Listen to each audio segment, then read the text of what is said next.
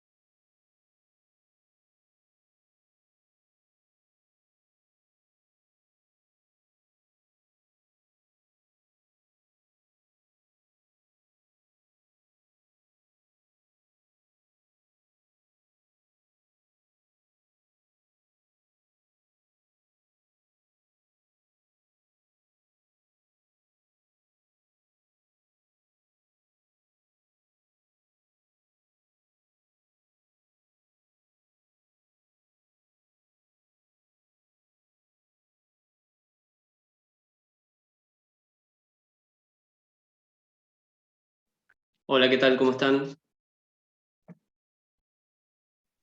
¿Cómo Hola, andan? profe. ¿Todo bien? Hola, profe. Ya es anfitrión, puede compartir pantalla. Sí, eso estaba escribiendo en el chat. Ahí, porque tengo un PowerPoint, así lo podemos ir pasando. Gracias. ¿Cómo andan ustedes? ¿Ya Todo bien, arrancaron, profe.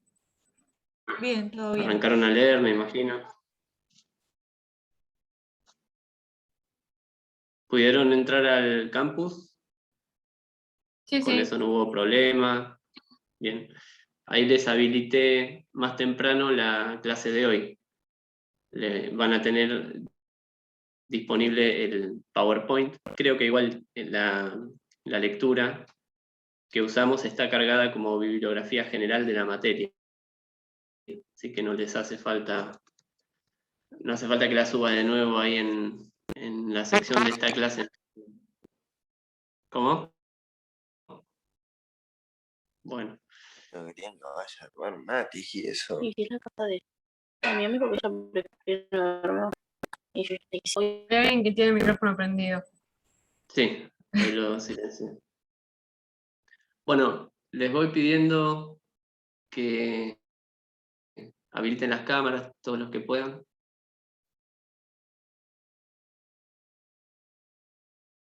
Voy a compartir pantalla. Ahí está.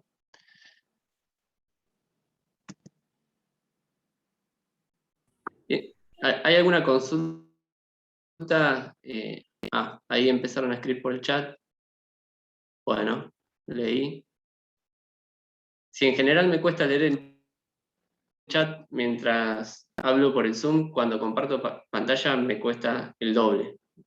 Así que les pediría, como la vez pasada, que en la medida de lo posible, cualquier comentario, observación o consulta, la hagan habilitando el micrófono. Si no pueden, porque entiendo que no todos podrán, cuando lean que algún compañero o compañera escribió algo, trate alguien de animarse, abrir el micrófono, interrumpir, y me dice, profe, ahí una compañera pregunta, comenta tal cosa. Así no lo leo media hora después del comentario, cuando yo estoy hablando de otra cosa y demás. Un poco lo que les pedí la vez pasada. Bueno, ahí veo varios videos habilitados. Cierro el chat. Entonces le decían, en líneas generales, sobre lo que hablamos la vez pasada del funcionamiento de la cátedra y demás, no hay ninguna duda. Nos vamos a ajustar, vamos a cambiar el cronograma, esto es importante. No vamos a tomar el examen el día que estaba previsto por nosotros, que supusimos que nos iba a tocar, sino que lo vamos a ajustar para que caiga en la misma fecha que propone la facultad. ¿Sí? No nos vamos a apartar de ese día. Así que si no está subida la última versión, va a estar apareciendo pronto por el campus. Pero sépanlo desde ya, si bien falta mucho para organizarse y demás, vamos a hacer eso. ¿Les parece que arranquemos con el tema de hoy? Sí, Sí, buenísimo. profe, perfecto. Bueno, esperen que inicio la presentación. Ahí está. Bueno. Ahí nos vamos a ubicar en esta unidad del programa, que se titula Sociología de la desviación. En realidad vamos a ver el primer fragmento de esta bolilla, de la unidad 1.4. Esto es plan nuevo, pero tiene su correspondencia con algunas de las unidades del plan viejo, que en este momento no lo tengo a mano. En particular nos vamos a detener ahí en aquello del estructural funcionalismo, y vamos a dejarlo del interaccionismo simbólico para otra clase. Nosotros sabemos en general que el funcionalismo viene a inaugurar una nueva forma de pensar acerca de los problemas que le preocupan a la sociología.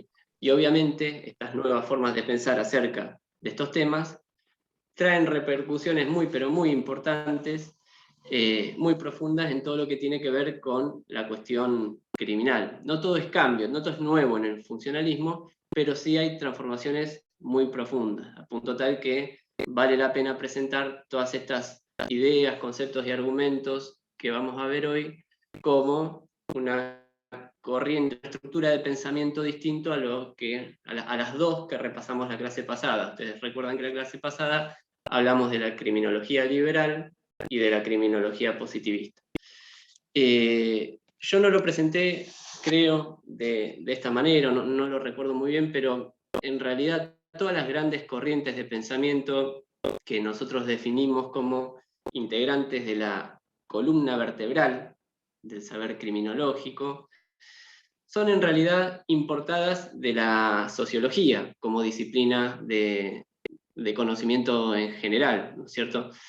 Entonces, cuando hablamos de ilustración, cuando hablamos de positivismo, de funcionalismo, interaccionismo simbólico y marxismo, lo que estamos haciendo es prestar atención a distintos estudios específicamente enfocados en el análisis del delito y en el análisis de la cuestión del delito, pero que se enmarcan en líneas de pensamiento más general que involucran el estudio de la sociedad en su conjunto. O sea, estamos prestando atención a lo que las grandes corrientes de la sociología dicen en el campo penal. Y en el caso de hoy vamos a hacer eso con la criminología funcionalista. Vamos a ver cuáles son los ecos de la criminología que tiene la sociología funcionalista. ¿Qué cosas dicen los autores que piensan en el campo penal utilizando los conceptos, argumentos y vocabularios teóricos y marcos de análisis que previamente había construido la sociología funcionalista, ¿no? Por eso es interesante siempre que, sería ideal que la materia criminología fuera correlativa a sociología, que ustedes tuvieran una aproximación a la sociología y la sociología jurídica en general, y después estudiemos estos temas que nosotros conversamos como una forma más específica de abordaje que parte de aquellos grandes marcos. Pero bien, en líneas generales, bueno, estas indicaciones apuntan a subrayar qué texto vamos a usar en esta clase. Repito, esto está disponible en el campus, vamos a orientarnos con el material de estos tres autores españoles, en realidad Vergali es argentino exiliado, Busto Ramírez es chileno exiliado y Teresa Miralles sí es española, escriben los tres en España, y vamos a tomar ese capítulo, el sexto. Después dejamos también, creo que los dos materiales están subidos al campus, y si no lo estuvieran, me lo hacen saber y yo lo subo. Lo cargo. Esto es lectura complementaria. En todo aquello que ustedes vean que no fui demasiado claro en la explicación, y especialmente que no es demasiado clara la explicación de Vergali, Busto Ramírez y Miralles, bueno, tienen ahí material de apoyo en los trabajos de Barata y de Zaffaroni. ¿Está bien? En líneas generales, ahora ya sí metiéndonos en el contenido de la clase, la sociología funcionalista parte de una nueva forma de ver a la sociedad. Para los funcionalistas, la sociedad representa un todo distinto a la suma de las partes individuales. La sociedad, nos están diciendo los sociólogos funcionalistas, no es la suma de las voluntades individuales canalizadas a través de esa ficción del contrato social. La sociedad, en el conjunto, en el grupo, es algo distinto. En el todo, en el conjunto, en el grupo, en la agrupación social, aparecen elementos y aparecen características que son distintas a la simple suma de las partes, ¿no? Entonces, en la vida en comunidad, en la vida en conjunto, aparecen elementos tales como la política, la cultura, las instituciones, que no están, si uno mira la singularidad de cada una de las personas de carne y hueso que integran la sociedad. La idea sería, la vida colectiva es algo distinto a a la sumatoria de lo individual. Y la figura del contrato, de la que hablamos la vez pasada, en realidad mencionamos, no desarrollamos, pero mencionamos la clase pasada, la figura del contrato social es reemplazada por la noción de sistema.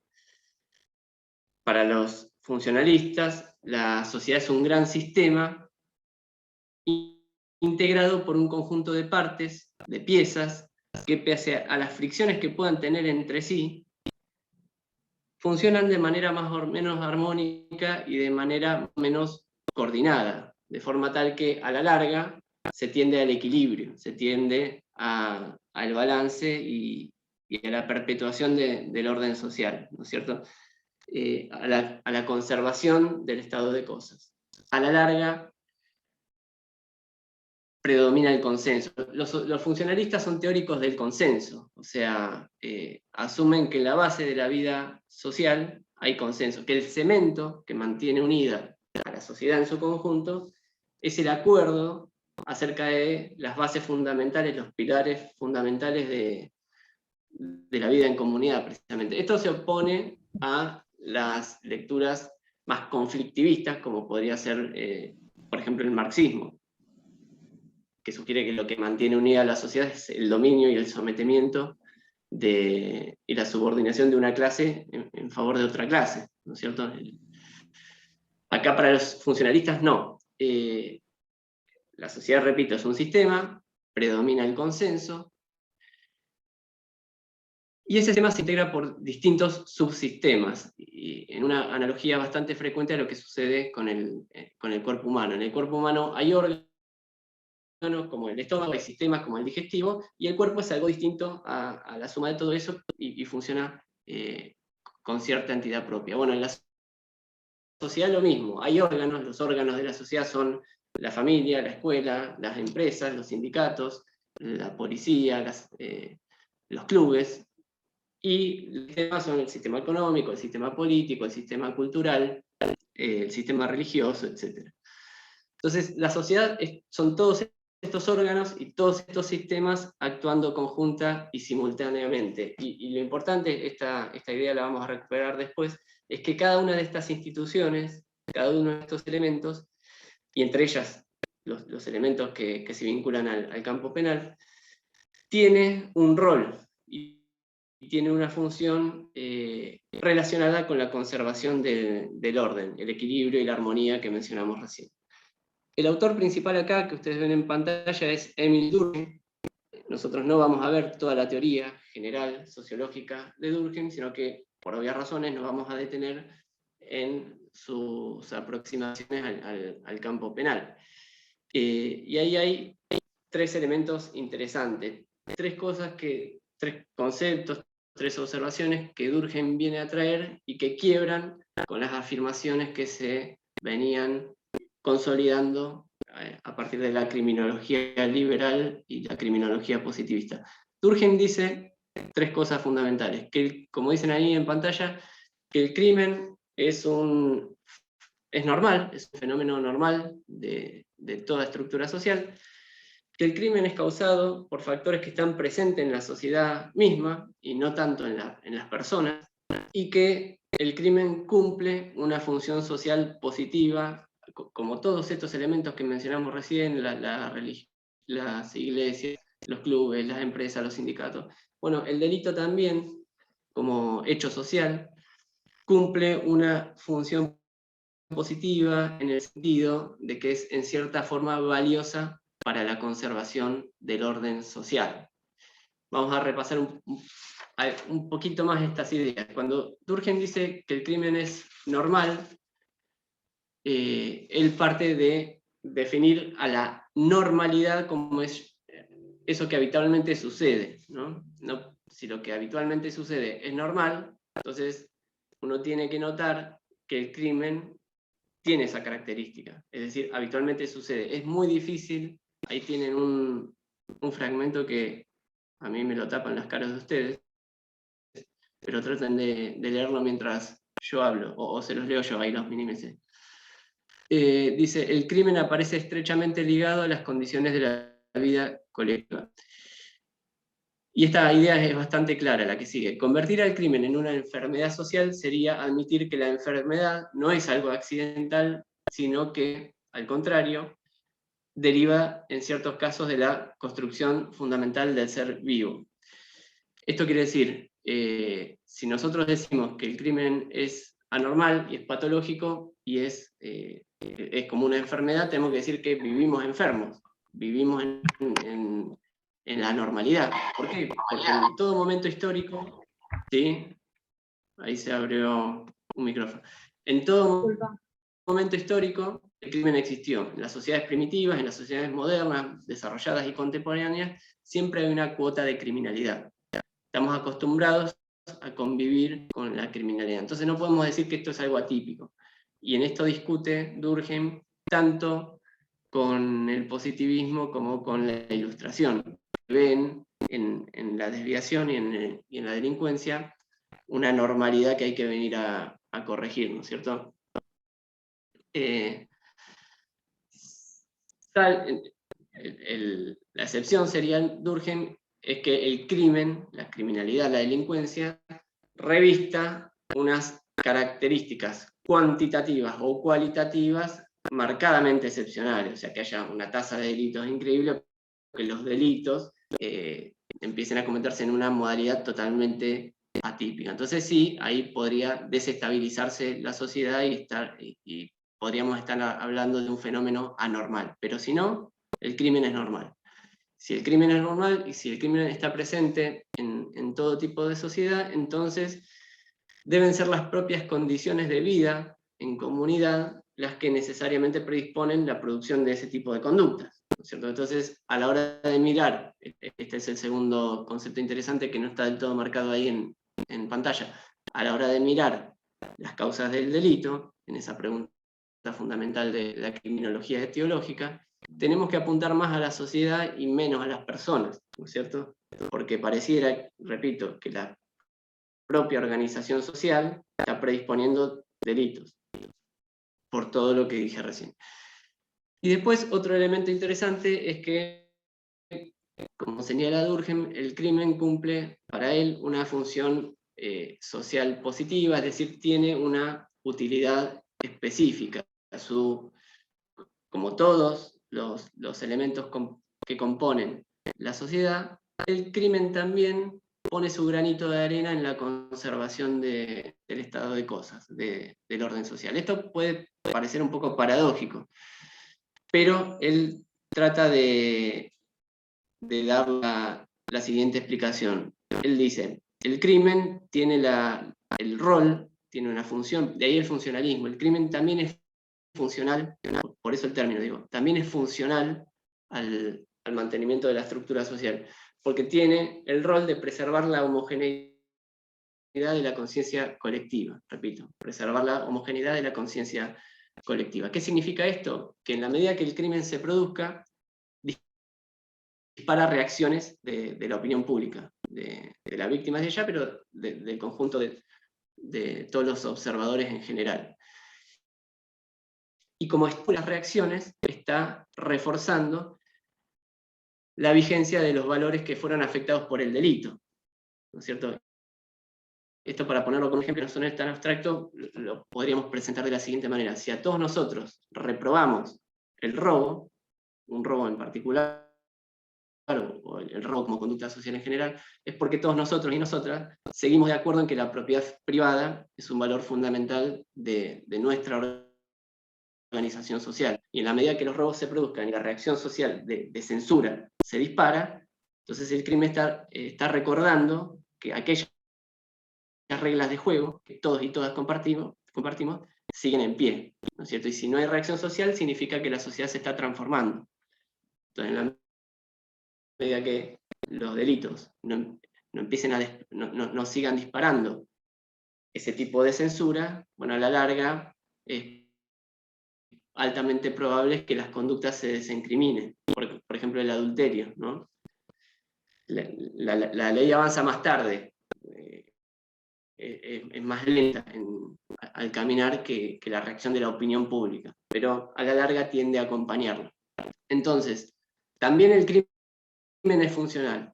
¿Se entiende esto? ¿Por qué? Porque dispara reacciones de censura que consolidan ese cemento que nos mantienen a todos nosotros unidos. ¿Esto les suena parecido a algo de lo que estudiaron en Derecho Penal, parte general, alguna de las teorías de la pena? A ver si están finos o finas con aquello. Alguna de las versiones de la prevención general. La prevención general positiva se suele decir que reconoce en Durkheim que en el campo penal, de la dogmática penal, formulaciones muy modernas, reconoce sus raíces acá. La teoría de la prevención general positiva es algo así como decir que la pena previene delitos, y previene delitos reforzando la vigencia de la norma, ¿no es cierto? Subrayando y actualizando la vigencia de la norma. Jacobs, por ejemplo, como otro referente fundamental en Europa. Esto que dice Jacobs, en términos prescriptivos, Jacobs dice, la pena tiene que hacer esto. Durkheim, 100 años antes, lo formulaba con una enunciación descriptiva. Lo que Durkheim dice como sociólogo no es cómo tienen que ser las cosas, porque no le interesa eso. No se involucra en formulaciones normativas, jurídicas. Como sociólogo él describe, él dice, acá pasa esto, ¿no? Pero bueno, como les decía también al principio, no todo es ruptura con el positivismo. Por un lado seguimos teniendo un modelo de sociedad consensual y no conflictual. Esto lo rompe el marxismo y las teorías de conflicto en la sociología. Está bien, no hablamos de contrato social, no hablamos de órganos propiamente como en el positivismo, sino de sistema, pero más o menos estamos diciendo que en el fondo el pilar fundamental del orden y la estructura social es el consenso. Y una continuidad muy importante también es seguir formulando enunciados alrededor de la pregunta fundamental acerca de las causas del delito. Ahí les pegué una ilustración de Zaffaroni en el libro que... Está buenísima. Sí, es de Rep en realidad la ilustración, pero toma frases que están en el libro de Zaffaroni, que es un libro de divulgación. Esto ya lo aclaramos la vez pasada, no es demasiado técnico académico, es más de divulgación. Pero en el lenguaje claro en que está redactado sirve para aclarar algunos conceptos. Por eso es texto más bien de apoyo. Bueno, la imagen grafica algunas ideas acerca de por qué el delito sucede, que hoy, desde la mirada académica, digamos, forman parte de este cajón que estamos abriendo hoy, que es el cajón del funcionalismo. Tenemos cerrados los cajones o las estanterías del positivismo y la ilustración. Seguimos ubicados acá, y esto no se rompe, no estamos preguntándonos cómo funcionan las agencias del sistema penal, el impacto del mercado en las tasas de delincuencia, las formas en que la cultura repercute y tal. Estamos hablando de por qué el delito sucede, solo que no nos vamos a aferrar a un modelo explicativo biológico y psicológico, sino que vamos a avanzar hacia modelos explicativos socioculturales. Vamos a tratar de mirar al entorno social para identificar ahí, afuera del sujeto, cuáles son las causas del delito, es decir, las situaciones de vida que condicionan a ciertas personas a emprender actividades delictivas, actividades desaprobadas por la ley.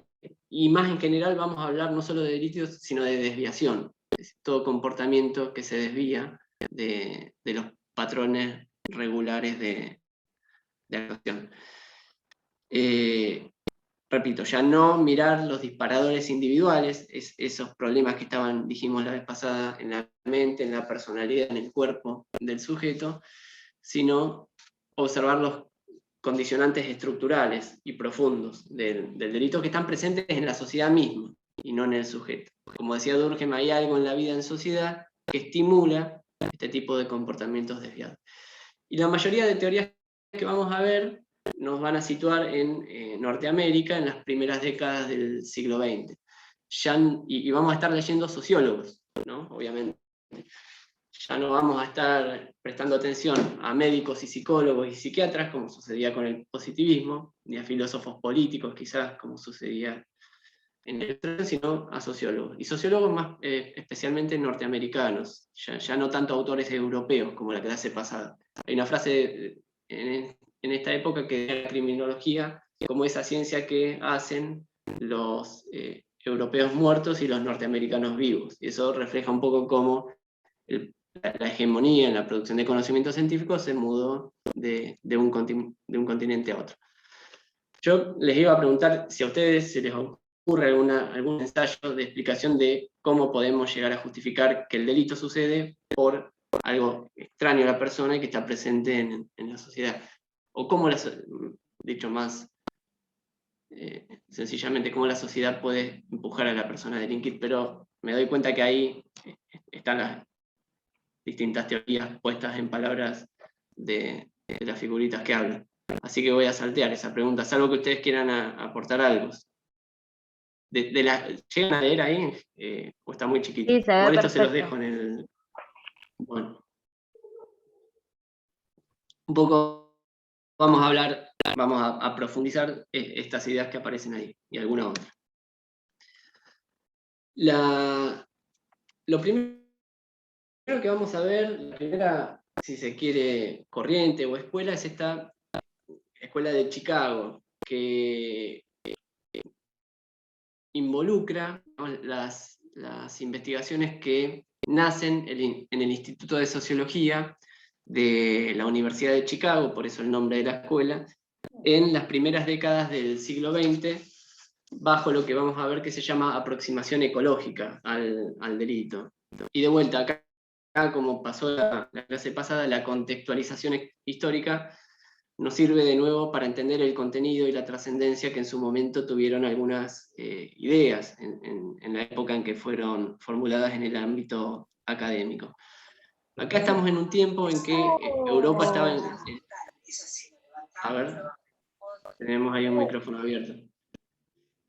Estamos en un momento en que Europa estaba atravesada por las guerras y los regímenes totalitarios, y mientras tanto Estados Unidos crecía a ritmos exponenciales, aceleradísimos, en el territorio norteamericano. Llegó gente de Europa directamente, que provenía con lenguas distintas, culturas distintas, costumbres distintas, tradiciones distintas, y que caían ahí huyendo de las guerras y de esos totalitarismos. Entonces, en forma más o menos desordenada, hubo un estallido urbano en Estados Unidos, las ciudades se multiplicaron exponencialmente, como decía recién. Chicago en particular, que es donde está este instituto, donde se producen estas ideas que vamos a repasar muy brevemente, pasa de tener 500.000 personas a casi 3 millones en un par de décadas, 3 o 4 décadas. Entonces eso produce un sacudón social muy, pero muy visible, y eso llama la atención de los sociólogos, que empiezan a mirar el mundo urbano como si fuera una gran selva, ¿no?, y hacer ecología de esas ciudades. Por eso se llama así el tipo de aproximación ecológica que ahora vamos a ver. Pero antes de meternos en las explicaciones acerca del delito y en las cosas estrictamente relacionadas con los temas que nos importan, que son el delito, repito, y el control del delito, unas breves palabras acerca de esto que aparece en pantalla, contribuciones metodológicas, o si quieren epistemológicas. La Escuela de Chicago no solo produjo nuevas ideas acerca de por qué el delito sucede, que las produjo y ahora las vamos a ver, sino que también innovó en cuestiones formales y metodológicas, es decir, produjo nuevas ideas también en relación a cómo los sociólogos tienen que elaborar sus teorías, cómo tienen que elaborar ciencia los sociólogos. Y lo que hacen es desarrollar técnicas de investigación social empírica concreta y detallada, de alcance intermedio, en pequeña escala. Y esto se opone, esto es nuevo, yo decía, esto supone un cambio a lo que se venía haciendo, porque rompe con las tradiciones de trabajo de la ilustración y del positivismo y de los primeros sociólogos.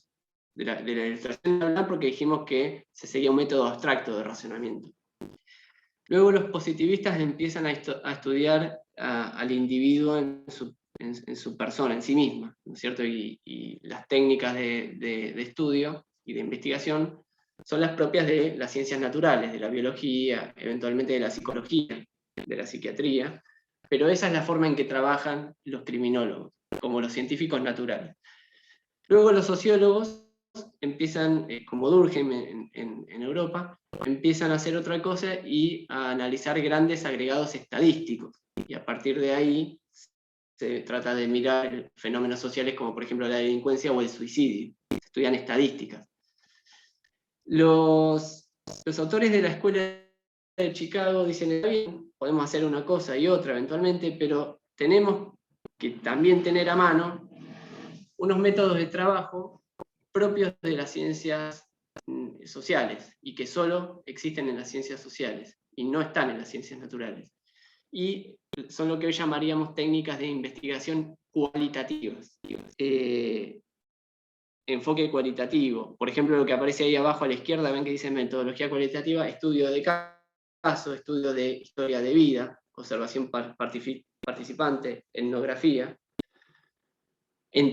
Digamos, de alguna manera esto pone en diálogo al sociólogo con el objeto de estudio y trata de generar un momento en que se pueda recuperar la percepción y las voces de los actores sociales involucrados en los procesos que nos interesan, ¿no? Yo no le puedo preguntar al agua por qué hierve a los 100 grados y si le gustaría hervir a los 84, pero sí le puedo preguntar a la madre de un detenido que está esperando en una fila, en la intemperie, para entrar a la cárcel a visitarlo a la vista de todos, qué siente cuando espera, ¿no? Y producir conocimiento útil. Sí. Una Sí. consulta. La escuela de Chicago, entonces, digamos, es como que viene a romper esto de los intelectuales hablando, diciendo, sentados en su escritorio, y la escuela de Chicago es como que se mete más en el terreno, a evaluar, digamos, desde adentro las cosas, ¿no? En cierta forma sí, digamos que profundiza esa ruptura. Los que no se metían en el barro eran los ilustrados, con el método abstracto, deductivo, filosófico. Dijimos que una crítica muy gráfica que le hacían los positivistas es decir, miren, ustedes hacen ciencia con papel y lápiz y nada más, y con eso les alcanza. Y otros libros que ya leyeron, y bueno, filosofan. Lombroso va a la cárcel, o sea, se mete. Lo que pasa es que pone en juego unas técnicas que son más características de las ciencias naturales. En esta época, dijimos también, se pensaba que la ciencia social iba a terminar siendo ciencia natural, o la sociología era una ciencia natural para los positivistas, porque sus técnicas de estudio son las mismas, el experimento, la observación, la inducción, no el diálogo, no el estudio de 200 historias de vida de jóvenes delincuentes para ver qué encontramos ahí y qué podemos decir sobre el delito, sobre la delincuencia juvenil a partir de esas historias de vida, ¿no? Esto hace que el nivel de análisis, como decía recién, sea, y como aparece ahí, intermedio. Yo puedo estudiar problemas sociales, pero concretos. No puedo hablar de la sociedad americana en su conjunto, no puedo hablar de la pobreza en América, puedo estudiar una ciudad, alguna zona de una ciudad. Pero son teorías en general de más corto alcance, y después sí, ir tratando de llegar a afirmaciones generales. Este es un ejemplo de una forma de trabajar. Se me ocurre que más allá de que todo lo que yo pueda decir al respecto, es más gráfico que veamos en concreto un ejemplo. ¿Alguien se anima a leer un párrafo ahí? ¿Desactivar el micrófono o no llegan a leer? Si no llegan, lo leo yo, pero ponen monótono. Yo leo si quiere. Dale. Fíjate, el le primer hago un poco de párrafo. zoom. Este libro trata fundamentalmente de la profesión de ladrón. El protagonista es un profesional en la materia que ha ejercido el oficio durante más de 20 años. Hemos escrito hasta ahora 2 manos. El ladrón ha redactado 2/3 de la misma, respondiendo a las cuestiones que yo le planteaba. Posteriormente hemos discutido juntos el texto a razón de 7 horas por semana durante 3 meses. Inmediatamente después de cada entrevista, yo redactaba por escrito con la mayor fidelidad posible todo lo que había surgido en el curso de nuestra conversación. He clasificado todos esos documentos, los he relacionado entre sí a través de un hilo conductor y he eliminado las repeticiones en la medida de lo posible. He intentado conservar las ideas, los estilos cognitivos y el lenguaje propio del ladrón profesional. Tras haber leído mi manuscrito, sugirió algunas modificaciones que fueron incorporadas al texto. El manuscrito se terminó de escribir Bien, después después de 7 sigue. años. Ok. Está bien, sigue explicando, porque no solo hizo eso que dice el primer párrafo, en el tercero dice, para tratar de eliminar las influencias que tiene un único relato y los sesgos que pudiera haber, bueno, sometí el texto a la lectura de 4 ladrones más, 2 viejos detectives, después sin mostrar el texto, hablé con diferentes ladrones profesionales, con miembros de la policía, Profe, hay una con serie empleados de sobre tiendas, esto dice ahí. en Netflix, no sé si la conoces, se llama Mindhunter. Es de un agente del FBI que entrevista también asesinos seriales y, bueno, gente que cometió delitos en general, y lleva toda una investigación. Justamente él es criminólogo en la serie, y se dedica al estudio del comportamiento de ellos y qué los llevó a cometer esos delitos y cuál eran sus patrones de repetición. No sé si la conoce. Está muy buena. No, soy malísimo con las series, pero... Sí. Está buena porque Pero justamente es de me esto. parece, Sofi, que habla más del tema de justamente de lo biológico, porque viste que como en todos sacaban este tema, este Sí, patrón pasa que psicológico y es sobre biológico. otro tipo de delitos, o sea, son todos asesinos seriales, pero a Está lo que me bien, refiero es que él investiga y también los entrevista, como podemos ver acá en este libro. está bien, sí, puede andar por ahí, puede ser que las conclusiones después se aproximen, como dice Florencia, más a unas conclusiones positivistas. Digamos, uno puede utilizar este método de trabajo, mezclarlo con métodos propios de las ciencias naturales, tener unas conclusiones que enfaticen los rasgos psiquiátricos desviados del sujeto y ser un positivista, pero este tipo de trabajos no se hacía antes. Si se hablaba con personas, que los positivistas hablaban, José Ingenieros en la penitenciaría de Buenos Aires lo hacía, era con el lenguaje y las técnicas de la psiquiatría, ¿no? Que involucran el diálogo con el otro, ¿no? Desde ya. Pero bueno, un poco la idea era mostrarles que no solo los psiquiatras, sino también los sociólogos pueden utilizar este tipo de técnicas con sus diferencias desde ya. Este autor después vamos a volver, y van a volver en alguna otra clase más, se llama Edwin Sutherland. Más allá ahora de lo metodológico, de lo formal, de cómo producimos conocimiento, la Escuela de Chicago genera también algunas nuevas ideas acerca del delito. Y un poco la síntesis estaría ahí en esa primera afirmación. El delito no está tan ligado a las personas o grupo de personas que lo cometen, sino al ambiente o al hábitat en que estos sujetos se desenvuelven. Y esto parte de una observación previa, una observación más propia de la sociología en general, en este diálogo de sociología y criminología, que es la teoría zonal de Burks y Park, que es el gráfico que ustedes tienen a su izquierda.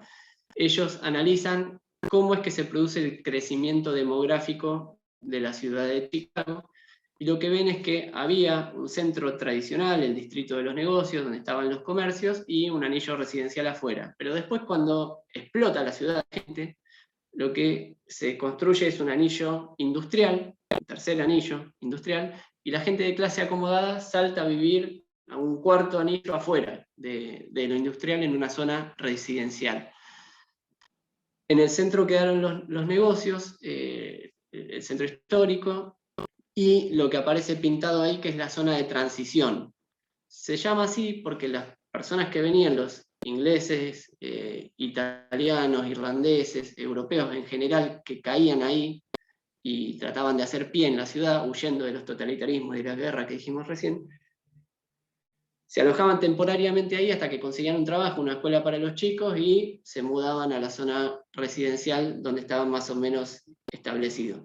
Lo que observan los sociólogos en general es que en ese anillo amarillo que ven ustedes ahí, es donde se concentra la mayor cantidad de problemas sociales, tales como la pobreza, la locura, la prostitución, el alcoholismo, las desviaciones en el tráfico, en el tránsito, falta de acceso a la vivienda y en particular el delito, ¿no?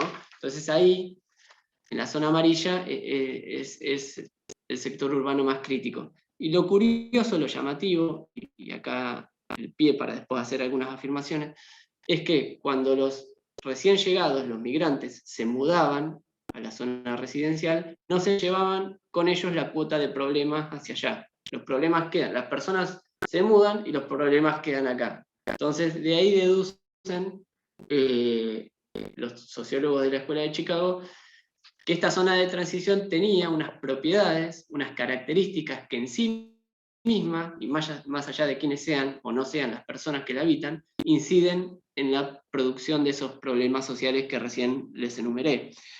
Estos problemas sociales, y entre ellos la delincuencia, derivan más del hábitat, del ambiente de la zona de transición, que, repito, de los sujetos que lo integran. Ahora, ¿qué tiene de especial ese ambiente, esta zona de transición, y cuáles son los elementos que favorecen este tipo de conductas desviadas? Por un lado, la desorganización social.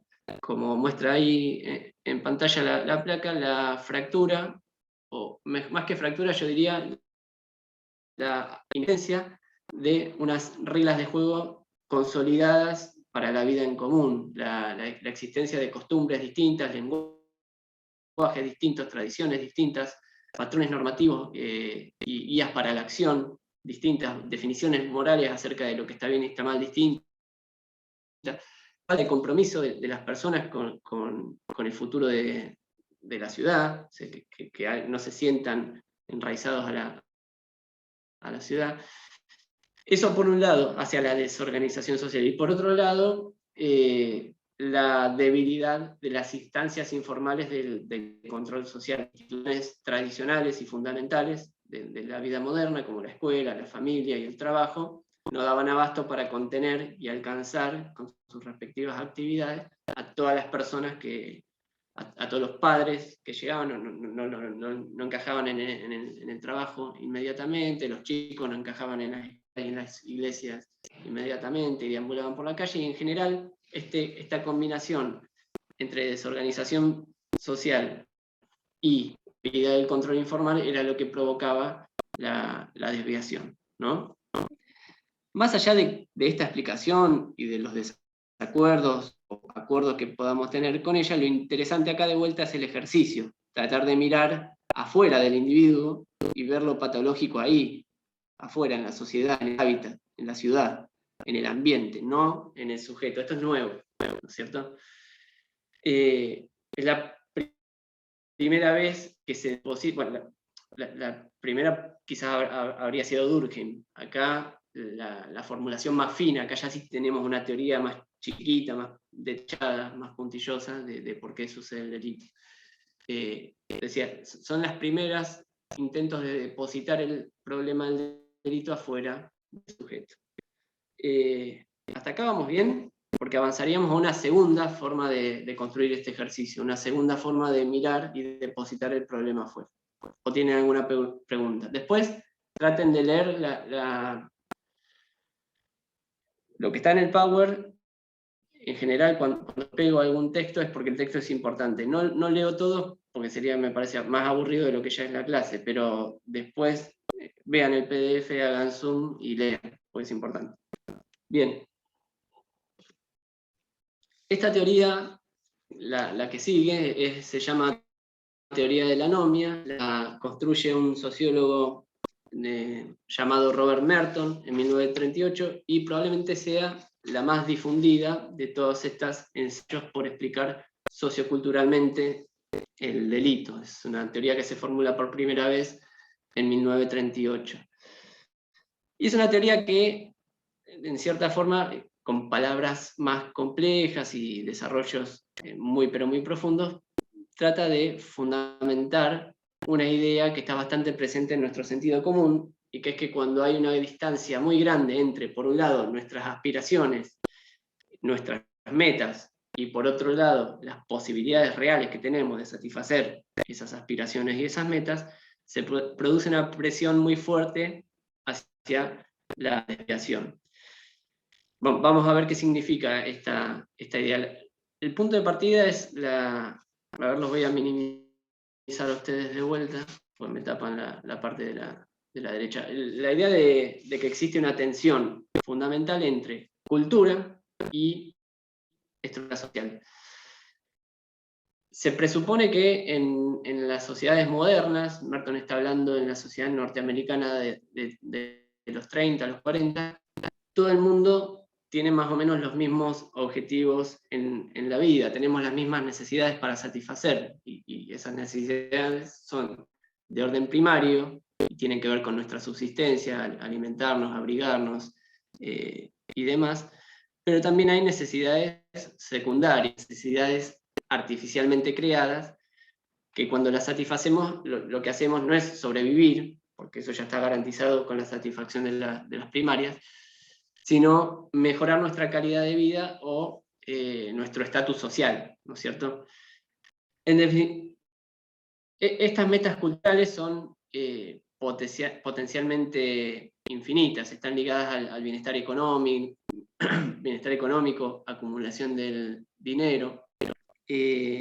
Todos, como decía recién, queremos más o menos acceder a ciertos bienes y servicios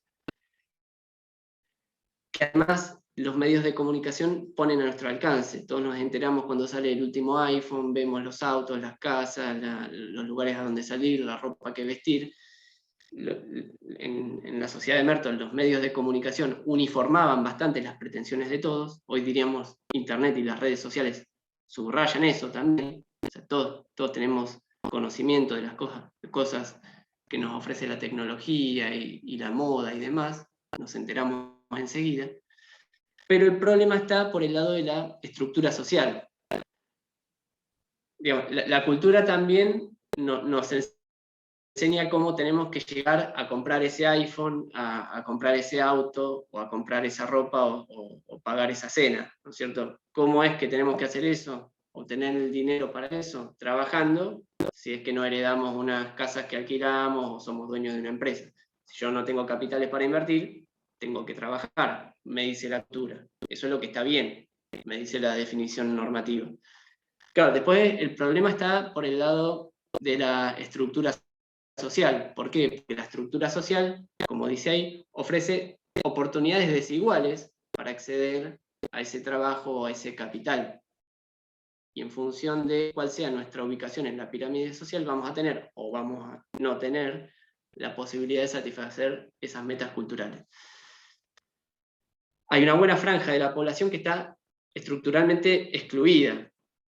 Apenas pueden satisfacer las necesidades primarias más básicas cuando son empleados, o quizás siendo empleados tienen unos salarios que están por debajo de la línea de pobreza, ¿no es cierto? Entonces no pueden alcanzar aquello que la televisión, internet y las comunicaciones sociales en general nos proponen. La idea sería que hay distintas formas de reaccionar frente a esta tensión. Tenemos la tensión, que traté de explicar con palabras claras, no sé si se entendió, ustedes me dirán. Frente a esa tensión hay distintos tipos de respuestas. Acá Merton elabora una tipología y dice, por un lado tenemos la respuesta de la innovación, que es la primera que aparece ahí. La innovación sería aferrarse, abrazar las metas culturales, no resignarse a que uno no las puede alcanzar, y tratar de conseguirlas como sea. Incluso si ese conseguirlas como sea significa tomar el atajo del delito. Esto es lo que explica el delito. Yo no tengo a mi alcance la ruta legal, el camino del trabajo y la inversión de capitales, entonces ¿cómo llego a esa meta, a ese destino final del éxito y el bienestar económico, que aparte Merton asocia con el sueño americano, ¿no? Estamos hablando de vuelta a Estados Unidos en los 40. Bueno, llego ahí a través del atajo del delito, achico camino. Entonces, reniego de los medios legítimos para acceder a las metas culturales. ¿Va bien hasta acá? Sí, perfecto. Después, dice Merton, hay otras formas de reaccionar, no solo lo que se produce frente a las tensiones de delito, porque no todo el mundo delinque. Es más, la gran mayoría de la gente y de la clase media en especial no delinque. ¿Qué es lo que hace? Bueno, la mayoría se involucra en actividades ritualistas. Actividades ritualistas significan que en la disputa entre si yo trato de alcanzar las metas culturales o si yo respeto los medios legítimos de acceso al dinero y al bienestar, bueno, voy por esto último. Como sea, trato de respetar los medios legítimos y de no desviarme de la ruta legítima. No voy a tomar ningún atajo. Pero quizás no llegue a las metas culturales, no importa, me resigno a que no las voy a alcanzar. Es el tipo burócrata, el hombre gris que trabaja, y su salario, como digo, no alcanza quizás para satisfacer las necesidades básicas y de la familia, o está ahí peleando contra la línea de pobreza. Nada más que eso. El éxito económico se resigna a no tenerlo. ¿Se entiende un poco esta segunda idea? Es el tipo burócrata, digamos. Después hay otras dos formas de adecuación. Estas son formas de adecuación anómica. Una es el retraimiento.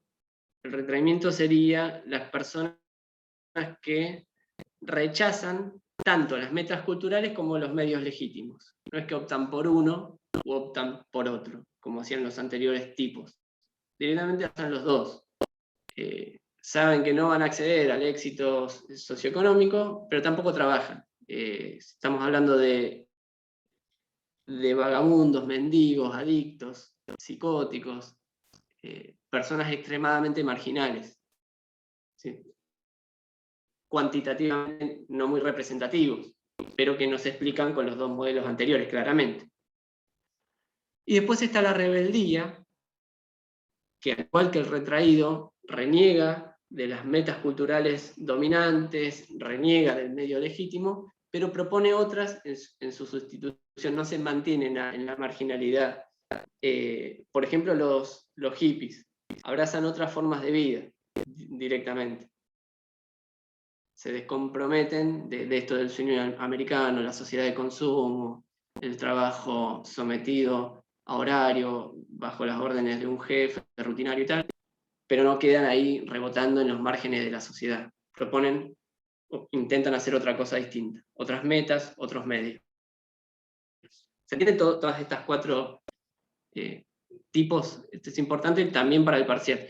Y después, fíjense ahí, de vuelta, lean una frase que es textual de Merton. Una pregunta interesante acá es, bueno, pero está bien, pero ¿qué es lo que explica que una persona se involucre con un comportamiento innovador y otra se involucre con un comportamiento ritualista? O sea, ¿por qué una persona hace una cosa o hace otra? Y ahí la respuesta pasa por las variables que están a la derecha. Por un lado, la mayor o menor intensidad con lo que son impuestas, intensidad con la que son impuestas los objetivos culturales, o sea, qué tan convencido esté yo que tengo que alcanzar ese iPhone, esas zapatillas, ese auto, qué tanto quiera alcanzar esos logros socioeconómicos y culturales, y el grado de interiorización de los valores y prohibiciones morales, qué tanto estoy dispuesto a respetar las definiciones acerca de lo que está bien y lo que está mal, ¿cierto? Qué tan arraigadas tenga yo, si quieren, esa educación moral. Y acá hay después una afirmación un poco polémica de Merton. Merton dice, bueno, en realidad en las clases medias hay una especie de relajamiento, en las clases bajas hay una especie de relajamiento moral. Hay menos consenso acerca de los patrones de comportamiento y las definiciones de lo que está bien y lo que está mal, y por eso las clases bajas tienden a delinquir más que las clases medias. Esto es discutible. Después, lo último lo dejo solamente planteado, esto de las desiguales oportunidades de acceso a los medios ilegítimos. Apuntaría este autor que se llama Clower a decir, bueno, aunque yo quiera delinquir, no todo el mundo tiene acceso a las herramientas para delinquir, no todo el mundo conoce cómo delinquir y dónde delinquir, y quizás si alguien estuviera dispuesto a hacerlo, pero no sabe cómo, ni dónde, ni tiene la oportunidad, entonces se vuelve ritualista. Pero esto es una combinación de esta teoría de Merton con una de Sutherland que vamos a ver después. Yo solo la dejo enunciada acá para que cuando ustedes repasen, enlacen una idea con la otra. ¿Qué les parece esta teoría hasta acá? ¿Les convence? ¿Les parece que hace agua respecto a algún delito en particular? ¿No les interesa? No, yo creo que la división de tensiones que tiene para mí es bastante acertada porque dentro de la sociedad que tenemos, una sociedad capitalista, consumista, claramente existen estas diferencias entre quien trabaja, por ejemplo, para alcanzar una meta y puede lograrlo, y aquel que quizás trabaja, pero no tiene las mismas oportunidades que las otras personas, entonces se resigna, o también está la otra persona que de nuevo no tiene las oportunidades y trata de obtener todas esas metas o cosas que quiere tener en la vida de cualquier forma posible, y eso yo creo que está dado por esta estructura que tenemos nosotros como sociedad, que uno quiere alcanzar todo el tiempo, quiere tener más, y eso hace que quizás a veces se produzcan estas cosas. No sé si se entendió lo que quise decir. Sí, sí, perfecto. Sí. Compartís bastante, digamos. Quizás comparto más con la anterior, o sea, con el tema de la escuela de Chicago y esas cosas, pero no me parece desacertado esta especie de división. Bueno, ahí una observación que se le hizo en su momento a este tipo de lecturas es los problemas que tiene para explicar la criminalidad del poder también, ¿no? Y alguna forma de delitos sexuales, como que exige algunas vueltas de tuerca más para poder explicar, ofrecer un modelo satisfactorio de explicación de lo que sucede con la criminalidad de los poderosos, ¿verdad? Pues pareciera que no tienen tanto problema los poderosos, los sectores socialmente incluidos, en acceder a las metas culturales. Merton ahí responde que en realidad su idea de privación es privación relativa, no absoluta. O sea, no está diciendo la pobreza genera delito, o eso es lo que trata de evitar. La privación es relativa a qué? Relativa a la ubicación en la estructura social. O sea, quienes estén bien arriba en la pirámide social probablemente vivan como un problema no poder viajar todos los años a la nieve y en el verano a Europa o cosas por el estilo. Pero más allá de eso, más allá de que vivan de otra forma distintas privaciones, también ponen en juego intereses distintos, y quizás si una empresa, una gran empresa, no entre cada tanto en el terreno de la ilegalidad y viole la ley de patentes cada tanto y viole la ley de publicidades engañosas o no y cometa fraude fiscal, y si no hace eso, por ahí no puede ni competir contra las otras empresas que están en el rubro y se derrumba y desaparece, ¿no? Entonces al final está todo en juego. Parece que no, dice Merton, pero a veces también está todo en juego, y la criminalidad de los poderosos también se explica por esta lógica de seguir en el ruedo, satisfaciendo las metas culturales. Pero bueno, son piruetas, digamos, que no son del todo convincentes, y como no son del todo convincentes, hay otros modelos alternativos, en particular este de Edwin Sutherland, nuestro amigo del ladrón profesional que leímos hace un rato, de la escuela de Chicago. Bueno, él tiene su propia lectura acerca de por qué el delito sucede, y Sutherland no solo explica, no solo estudia a los ladrones profesionales, que como lo vimos lo hace, sino que es el autor paradigmático en el abordaje de la criminalidad de poder y criminalidad económica, con una nominación, un rótulo que él construye, acuña, y se llama el delito de cuello blanco, ¿no? Es el primer autor que presta especial atención a la criminalidad del poder. Yo sobre eso, esta dimensión del trabajo de Sutherland, no me voy a detener demasiado, esto es el delito del cuello blanco, porque hay una clase específica que no sé si es mañana o el sábado que viene, pero criminalidad del poder es un tema en sí en esta materia. Forma parte de Mañana. aquello de la segunda. Bueno, mañana, bien, encajó perfecto entonces, porque hoy, esto es el juego de construir las herramientas teóricas y después analizar los problemas específicos. La parte aburrida me toca a mí, construimos las herramientas teóricas y mañana se divertirán estudiando la criminalidad de los poderosos. Pero los conceptos con los que van a acercarse a ese problema un poco nacen acá, y esa es la lógica de trabajo de primera parte y segunda parte de la cursada. Quedó un poco mezclado, pero esa sería la idea. Lo que dice Sutherland, llamando la atención sobre el delito de cuello blanco, él lo que estudia en general es la criminalidad profesional y recurrente, el involucramiento en carreras criminales. No estudia el delito ocasional, sino la delincuencia habitual, que es la que verdaderamente importa según él y se puede analizar con cierta precisión. Él dice que hasta el momento está pensando en los autores clásicos, en los autores del positivismo en especial. Hasta la época en que él escribe, solo se habían elaborado explicaciones satisfactorias respecto a la criminalidad callejera, pero no respecto a la criminalidad organizada. Entonces, si queremos hacer una teoría general de la delincuencia, tenemos que producir una construcción argumental y teórica que sirva para entender por qué sucede una cosa y por qué sucede la otra también. Y decir que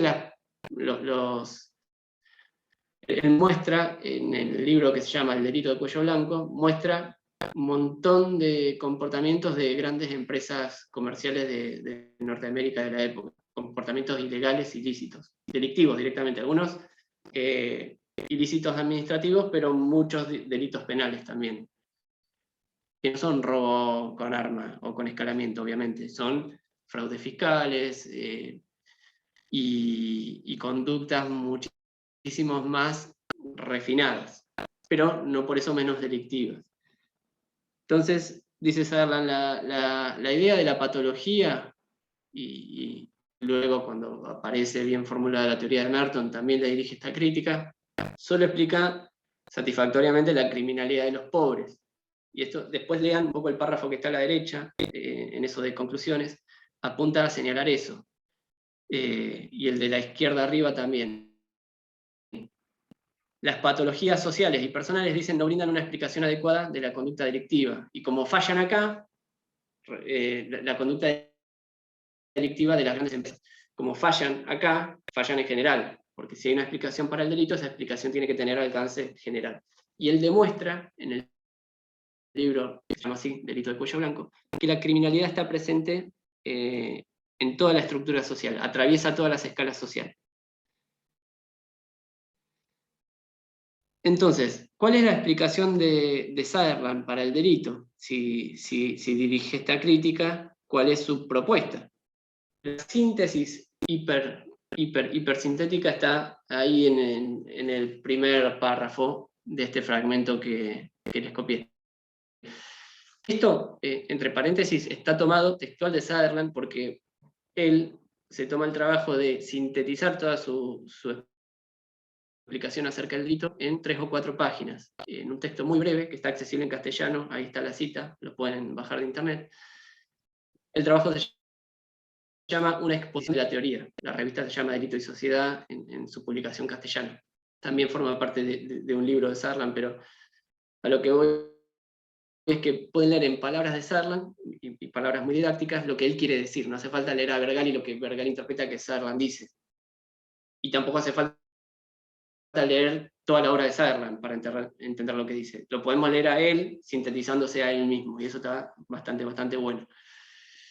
Y hace una especie de 10 máximas o 10 ideas que están sintetizadas acá. Atrás de esas ideas hay libros, ¿no? Que desarrollan argumentos y conceptos que sostienen estas afirmaciones. Entonces, La idea fundamental es que el comportamiento criminal es un comportamiento aprendido, dice Sutherland. Es un comportamiento que se aprende, la conducta delictiva es un comportamiento que se aprende en la interacción con otras personas, en procesos de comunicación y de aprendizaje con otras personas. Algunos sujetos enseñan, transmiten valoraciones morales acerca del delito y técnicas útiles para la comisión del delito. ¿Qué quiere decir esto? Bueno, que él afirma, para que un delito suceda, necesitamos ante todo la buena oportunidad. En esto acompañamos a los autores de la criminología clásica. Para que yo pueda entrar a una casa y robarla, necesito que no esté la alarma activada, o saber desactivarla, o que no esté el perro ahí en el patio para morderme si quiero trepar. Si me quiero llevar el celular, necesito que se distraiga el dueño. Si quiero, y no solo podemos pensar en ejemplos de criminalidad común, sino si quiero introducir, hacer una maniobra de fraude fiscal, quizás tenga que toquetear algún balance, pero los tengo que tener a mano y tengo que tener la capacidad de firmar y presentar ese balance ante una autoridad que después me va a venir a cobrar los impuestos. Necesito tener la buena oportunidad, eso sí. Pero además de eso, eso está en la estructura de las oportunidades, dice Sartre. Pero además de eso, en forma simultánea, necesitamos también que exista la estructura del aprendizaje.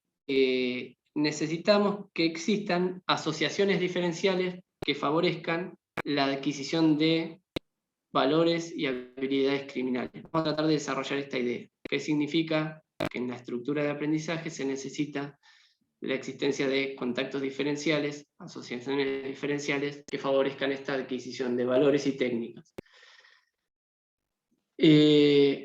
Lo que sugiere el autor es que el hecho de que una persona llegue a ser criminal o no, es decir, que se comprometa en estas carreras criminales que él estudia, se determina, depende de gran manera, de en qué medida esta persona tiene vínculos frecuentes, intensos, íntimos, duraderos y prioritarios con otras personas que ya están en el mundo del delito. ¿Se entiende un poco la idea?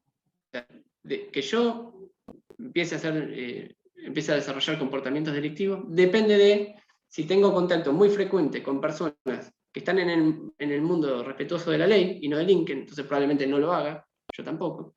O si mis contactos prioritarios, íntimos, frecuentes, duraderos e intensos se relacionen con personas que están en el mundo del delito. Que mis contactos diferenciales, por eso la asociación diferencial. Diferencial respecto de qué? Del mundo del delito y del mundo de la gente respetuosa del delito.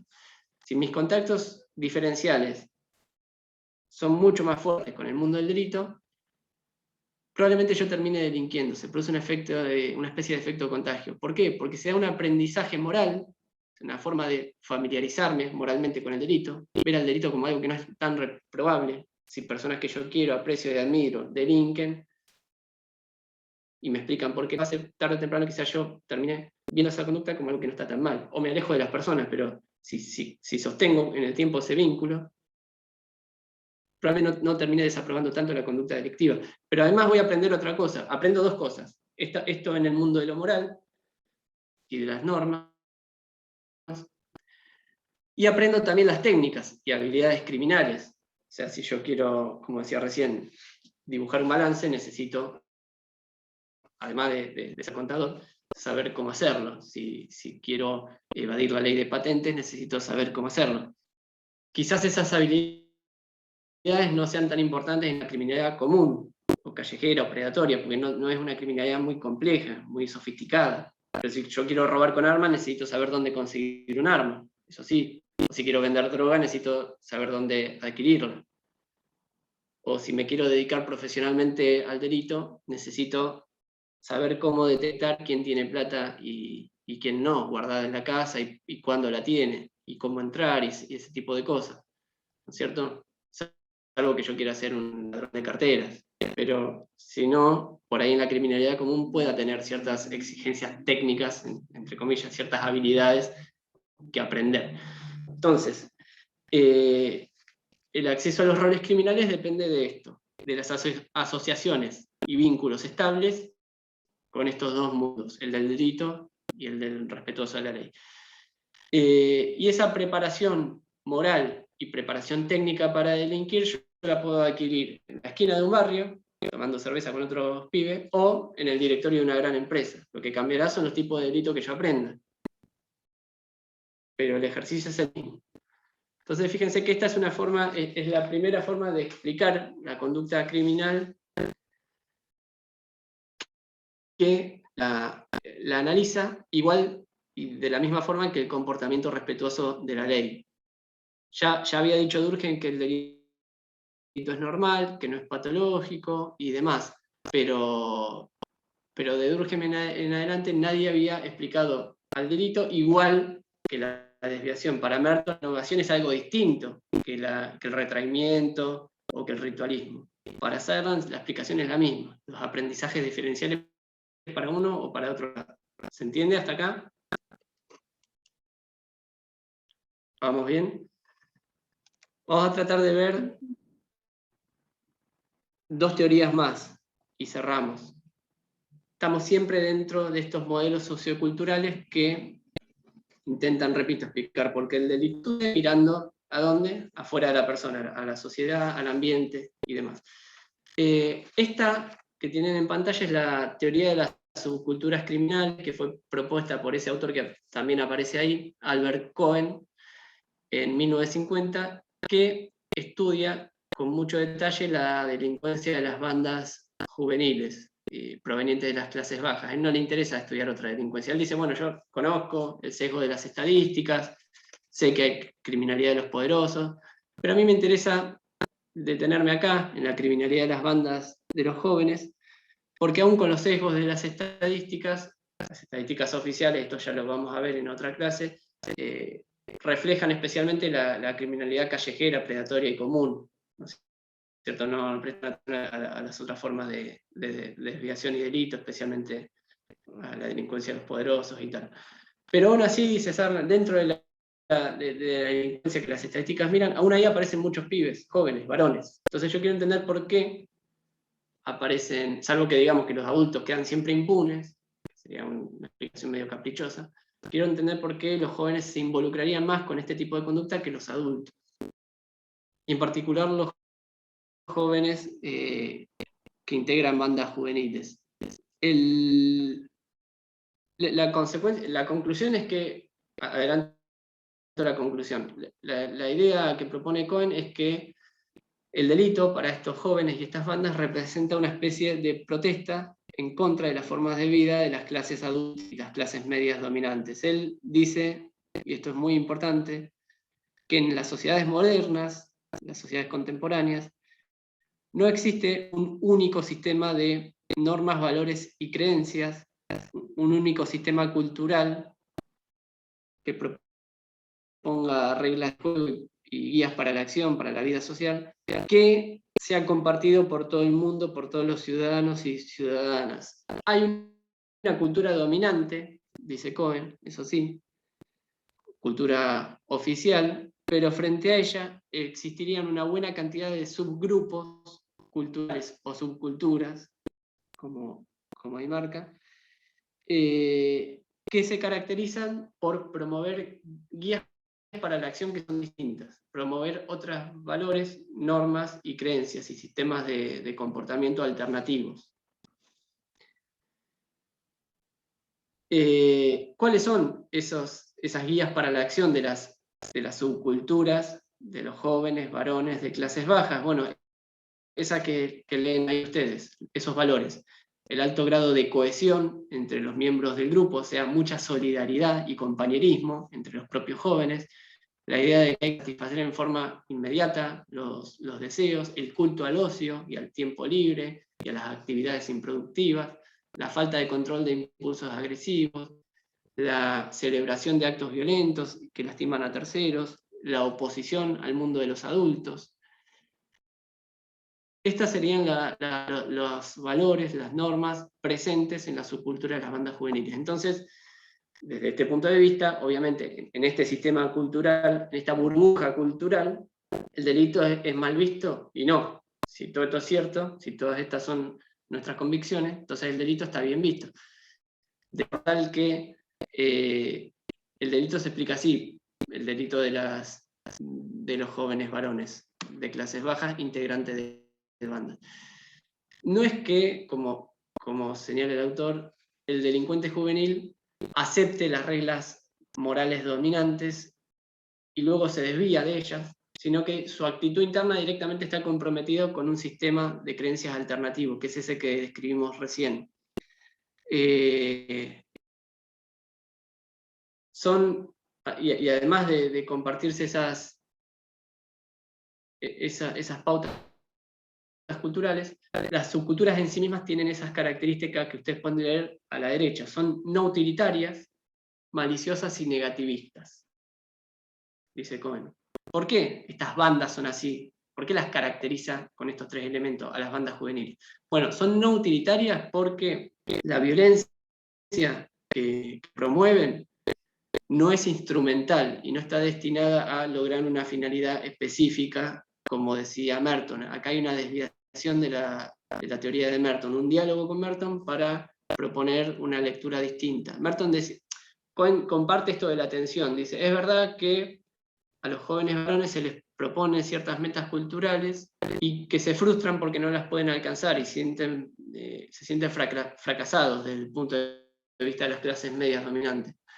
Pero la solución no es, como dice Merton, de tomar un atajo individual y salvarme yo. La solución es colectiva. Yo me integro a un conjunto de personas que está más o menos en la misma, y lo que yo quiero a partir de ahora es pertenecer ahí. No quiero triunfar en el mundo de la clase media. Reniego de ese mundo, me opongo a ese mundo de la clase media. Lo que yo quiero es pertenecer a estos grupos subculturales. Y muchas veces ahí, entonces los comportamientos desviados que yo pueda llegar a emprender, los delitos que yo cometa, no son utilitarios, en el sentido de que persiguen un fin específico de comprarme un iPhone, por ejemplo. Si lo hago porque quiero pertenecer. A veces la violencia es expresiva, también es violencia porque sí.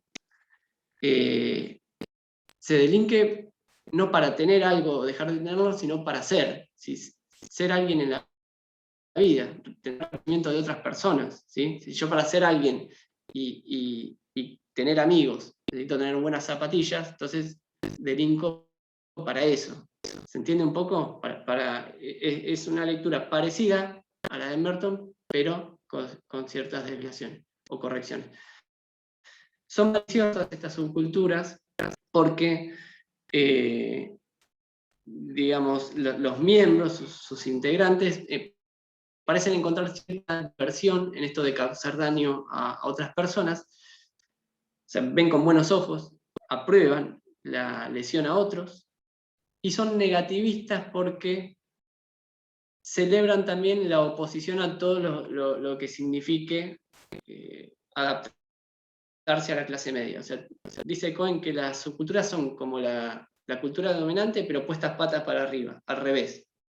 Está bien hacer exactamente lo contrario a lo que la cultura dominante propone. Entonces, la solución a la frustración, compartimos, repito, con Merton, hay frustración por parte de los jóvenes varones de clase subalterna por no tener éxito económico y bienestar y tal, por no triunfar en esa búsqueda del sueño americano, pero la solución es una revancha colectiva.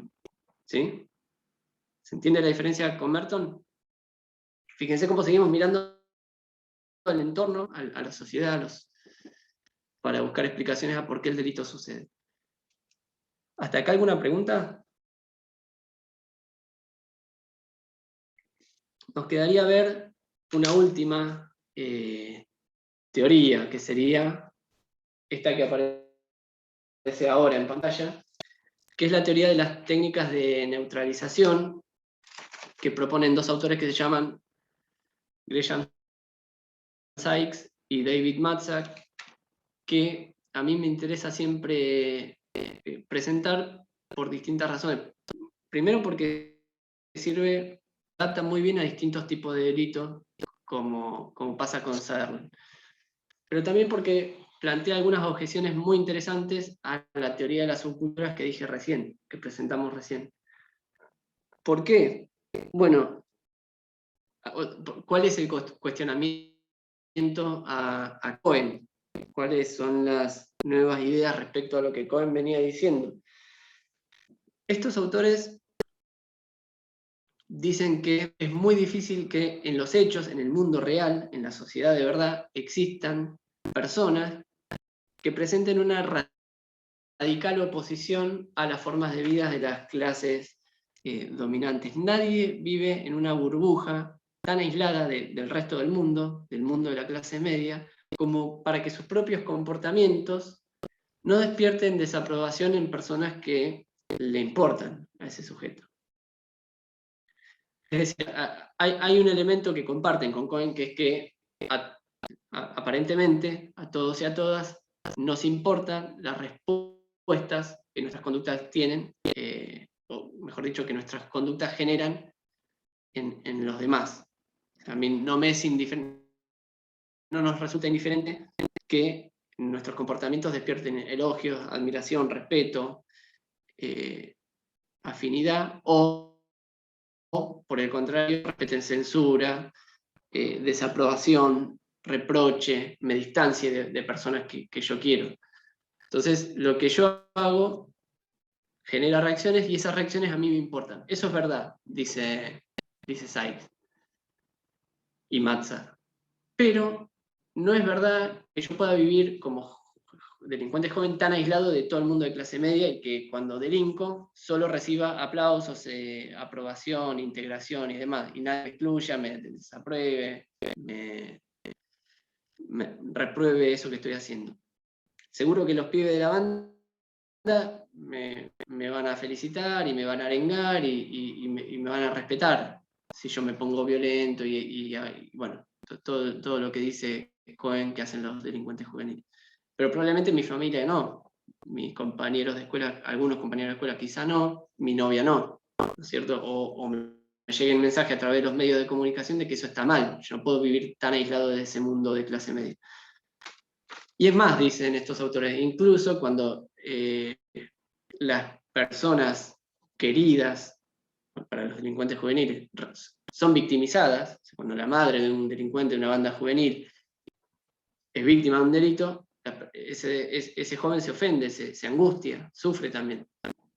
No dice que el delito está bien. O sea, no tiene tan interesadas esas reglas de juego. Y además también respeta a gente que triunfa en el mundo de la clase media, especialmente deportistas, gente del mundo del espectáculo, que no vive delinquiendo.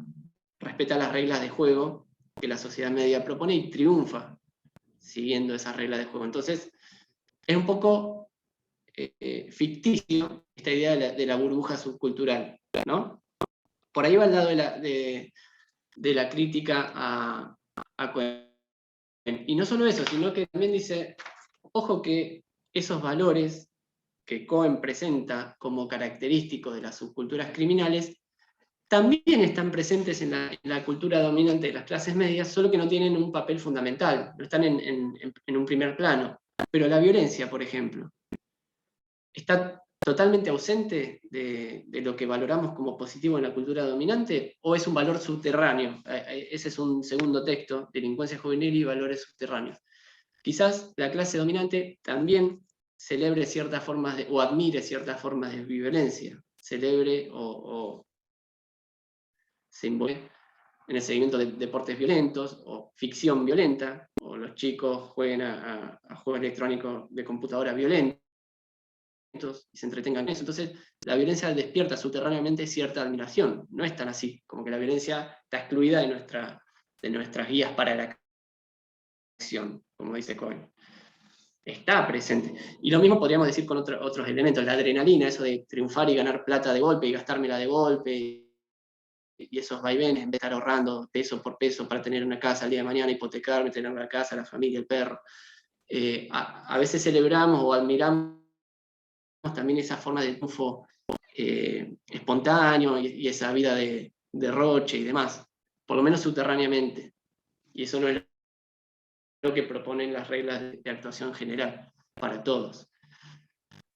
Y podríamos plantear algunos ejemplos más, pero la idea es esta. No, ese mundo que trata de dibujar no es tan así. La pregunta, entonces, la tenemos que formular de la siguiente manera. ¿Por qué las personas violan una ley en la que creen y una ley que respetan? No una ley que ponen patas para arriba, como decía Cohen. En el fondo respetan, entienden que esas son reglas de juego que ellos también tienen que seguir, las personas criminales. Pero sin embargo, quiebran esa ley. Entonces, esa es la pregunta, y no por qué las personas se comprometen con reglas de juego alternativas que son, repito, totalmente distintas. Dan 180 grados en sus sistemas normativos y hacen otra cosa, y piensan otra cosa y sienten otra cosa. Esa frase es bastante, la que aparece a la izquierda, es bastante elocuente en este sentido. El delincuente juvenil no es un Gántel en miniatura, pertenece a la cultura oficial, a la cultura dominante. Entonces, ¿cuál es la explicación? ¿Por qué? ¿Cómo respondemos a esta pregunta fundamental? ¿Por qué violamos la ley en la que creemos? Y ahí la respuesta viene dada por un sistema de defensas de nuestra personalidad que ellos llaman técnicas de neutralización. Les leo ese primer fragmento. Dicen, nuestros sistemas normativos son flexibles, es decir, están integrados por reglas que son exigibles, pero son exigibles en ciertas circunstancias y con ciertas excepciones.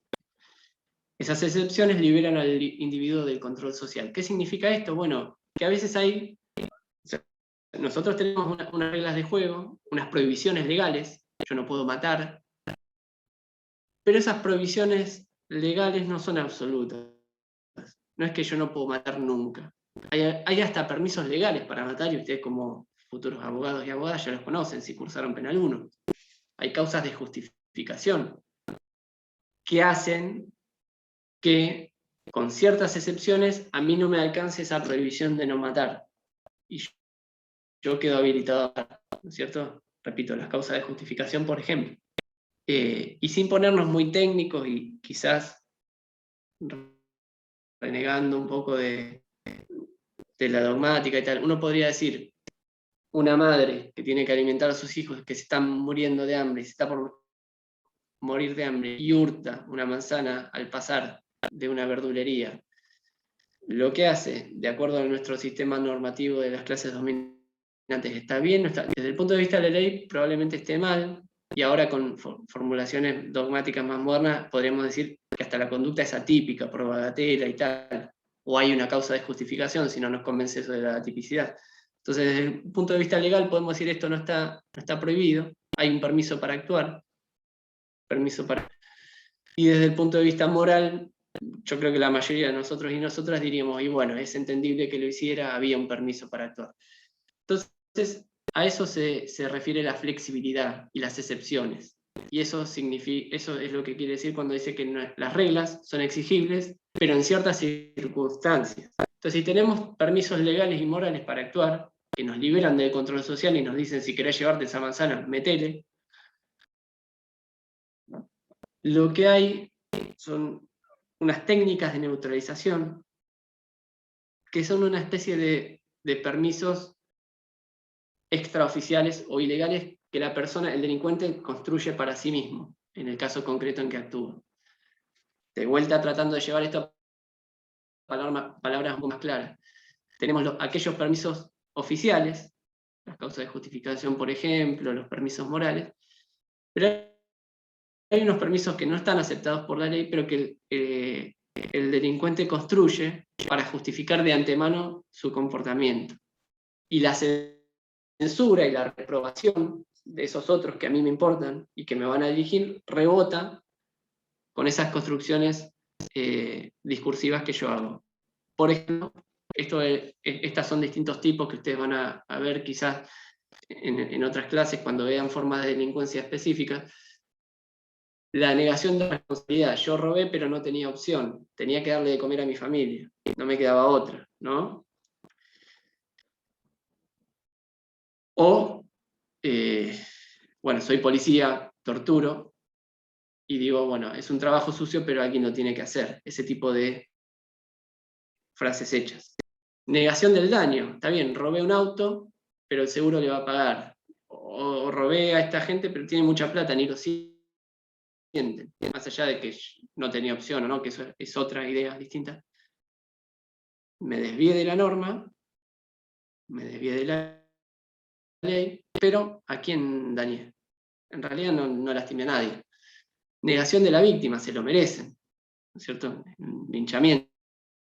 Yo sé que la otra persona está mal, pero me quiso robar, ¿no? Entonces, el linchamiento que yo produzco se explica por eso. Condena a los que juzgan, o condena a los que condenan.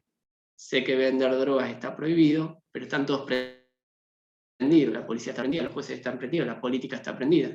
Entonces, ¿quién me va a venir a decir algo a mí?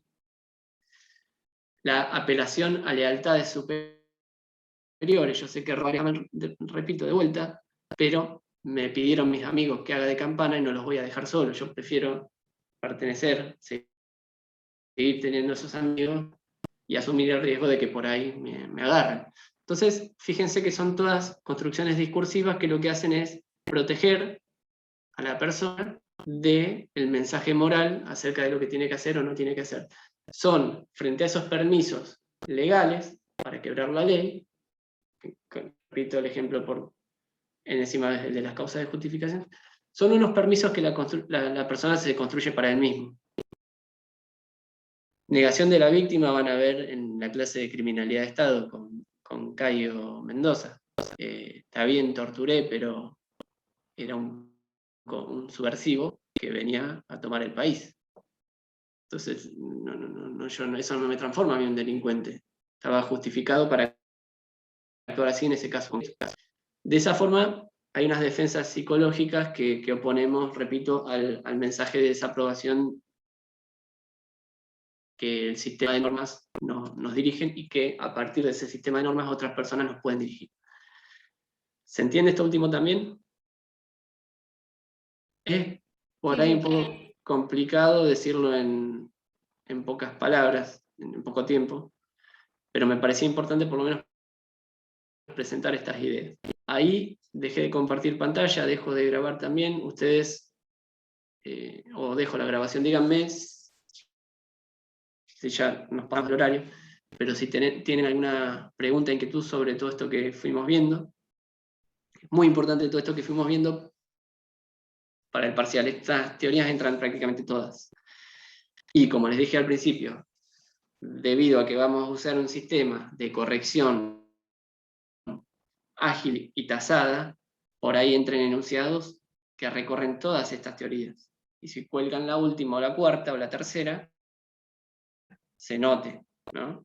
Capaz que cuando hacemos 4 preguntas, y bueno, entra más Merton, entra más Sutherland, entra más Cohen, pero así, capaz que entra todo. Entonces lean temprano, de vuelta, como sugerir, no subestimen a la materia, que si bien no presenta demasiada complejidad en muchos de los temas que vamos viendo, se acumulan cosas, se acumulan, y por ahí lo que veíamos en 4 meses lo rinden en 2. Bueno, yo trato de asustarlos y asustarlas para que vayan empezando. Profe, yo Sí. tengo una consulta. ¿Todas ellas son teorías finalistas? ¿Cómo? ¿Todas estas responden a teorías finalistas, las que vimos, o cada una ¿Finalistas en qué sentido? de que tratan de encontrarle el fin o la razón al delito?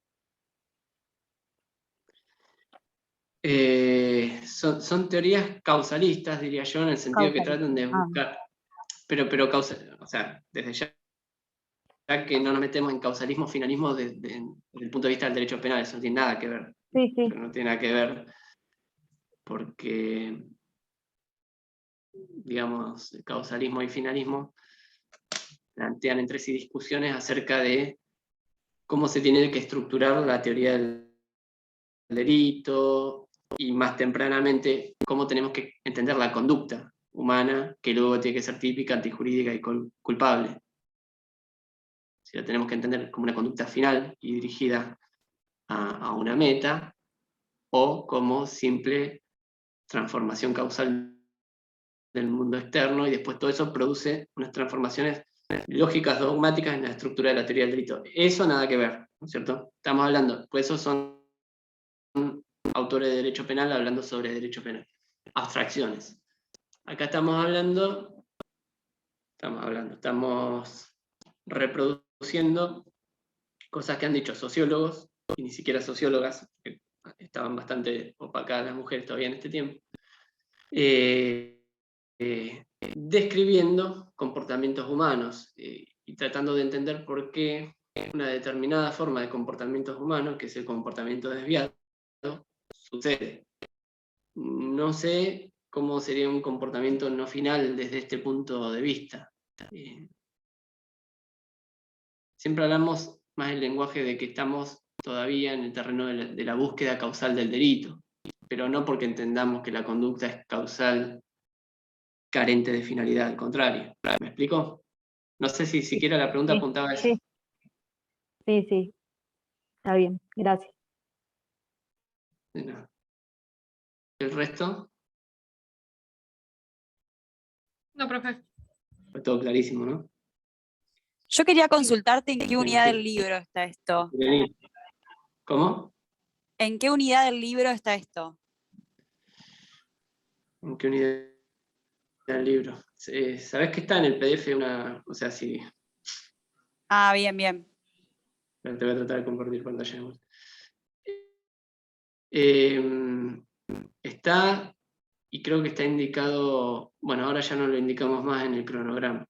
Igual te vas a dar cuenta, pero mira, fíjate si llegas a ver ahí, acá en el medio, capítulo 6. Bárbaro, gracias. Perspectiva sociológica, desarrollos ulteriores. Igual, es un problema de este libro en particular, un problema. Capaz que hay algunos fragmentos de otros capítulos que trabajen algunos de estos autores. Yo te aconsejo, de todas formas, como tenés el libro entero, buscalo por autor. Probablemente tengas en este capítulo la gran mayoría. Yo ahora no me acuerdo, la verdad. Hace un rato que no lo repaso, este texto.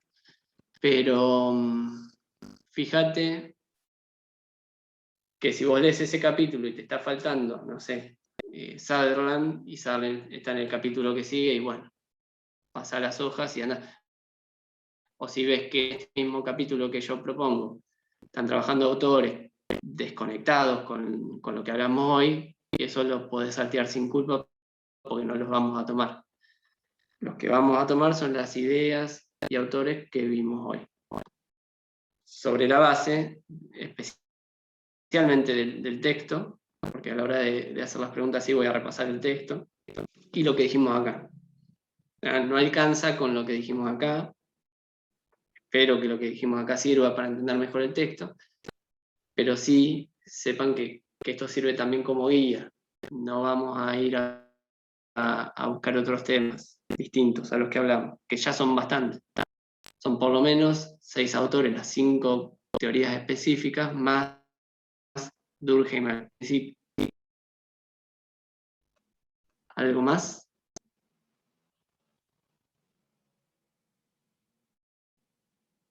Bueno, siendo así y habiéndonos pasado de vuelta con el tiempo, me despido y nos veremos Gracias, la profe. próxima. Estuvo muy interesante ¿Bien? la clase. Gracias, Bueno, profe. hasta Gracias. luego. Chao, chao.